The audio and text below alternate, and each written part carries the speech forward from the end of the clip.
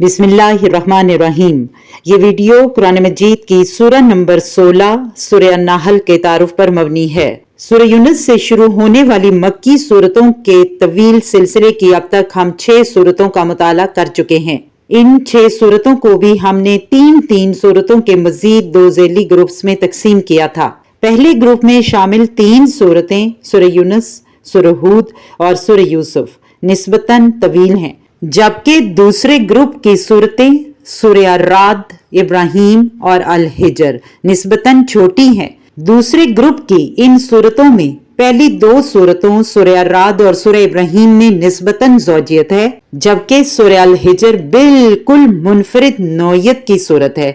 अब सूरह नाहल से मक्की सूरतों के इस तवील सिलसिले के तीसरे ज़ैली ग्रुप का आगाज हो रहा है। इस ग्रुप में सूरह नाहल, सूरह बनी इसराइल और सूरह अल कहफ शामिल हैं। ये तीनों सूरतें भी निस्बतन तवील हैं।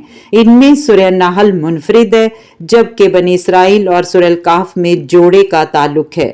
सूरह नाहल का ज़माना नज़ूल मक्का का आखिरी दौर मालूम होता है। इस सूरत की ख़ास अहमियत ये है कि इसमें अल्लाह की नेमतों का जिक्र बहुत जामियत के साथ हुआ है।